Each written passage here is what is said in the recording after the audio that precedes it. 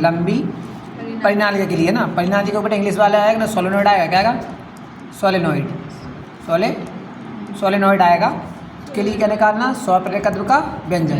तो आप कुछ नहीं करोगे, मानोगे। बोलो माना आर त्रिज्या की। बोलो आर त्रिज्या और लंबाई मान लें। वाह, एल लंबाई की। एल लंबाई की कौन है? एक परिनालिका है। बोलो परिनालिका है जिसमें धारा क्या बहा दें? जिसमें धारा क्या बह रही है?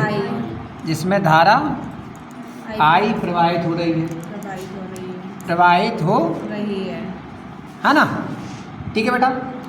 तो अपन जब धारा बहेगी ना तो उससे क्या हो जाएगी बेटा?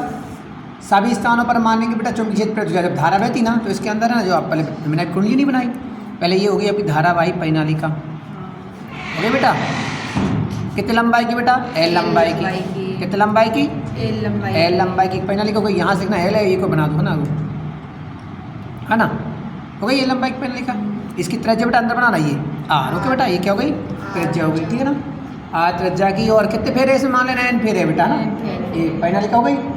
तो इसमें क्या उत्पन्न हो जाएगा? जब धारा बहेगी तो क्या उत्पन्न हो जाएगा? इसमें प्रेरित हो जाएगा चुंबकीय क्षेत्र। बोलो तो इस जो चुंबकीय प्रेरित हो जाएगा ना, धारा हो जिससे उसमें क्या होता है? प्रेरित कौन? चुंबकीय क्षेत्र प्रेरित हो जाता है। तो इस क्षेत्र की तीव्रता, बोलो इस प्रेरित चुंबकीय क्षेत्र की तीव्रता। बेटा हमने तीव्रता आपको पहले निकलवा दी और आपको उसका फार्मूला पता है। उसका फार्मूला होता है बी बराबर, बोलो म्यू एन आई बटे दूरी। तो दूरी होती लंबाई, तो लंबाई कितनी यहाँ पर? एल है। अगर एक सर्कुलर कॉइल के लिए करवाई उसकी लंबाई कितनी थी? 2r थी ना, यहाँ 2r लिखा था। ओके बेटा, ये निकल के इक्वेशन क्या मान लेना? 1। हम जानते, बोलो हम जानते हैं फ्लक्स की परिभाषा खूब पढ़ाई बेटा मैंने आपको।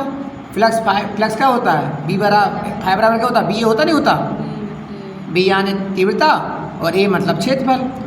क्या कर लेंगे बेटा? बी का मान बता दो, म्यू एन आई एल। और क्षेत्रफल क्या होता है बेटा? कुंडली दो ऐसे एन फेरे होंगे ऐसे, तो एक कुंडली क्षेत्रफल कितना होगा? पाई आर स्क्वायर। सर्कल है बेटा, ये सर्कल है, वो नहीं रहे ऐसे। और बेटा ऐसे कितनी कॉइल है? तो एन इंटू कर दो विदाउट, ये हो गया फाई। अच्छा मैंने आपको सेल्फ इंडक्शन की परिभाषा बताई थी। बोलो स्वप्रेरण। स्वप्रेरण की परिभाषा क्या होती है? स्वप्रेरण को शो करते हैं बेटा एल से, वो होता है फाई बटे आई। ये स्वप्रेरण की परिभाषा है ना बेटा। ओके, एक कुंडली में धारा बहाई और है ना, उसी की फ्लक्स में क्या होगा? चेंज हो गया, जो भी है उसे क्या बोलते हैं?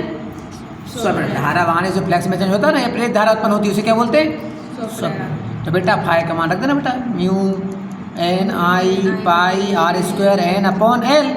और अपॉन आई का आई से आई एल क्या आ गया बेटा? Mu N pi R square. और एन क्या कर दूँ? एन स्क्वायर कर दूँ। और बेटा इसका जो यूनिट है वो है हेनरी। कितना क्या है? हेनरी है ना बेटा।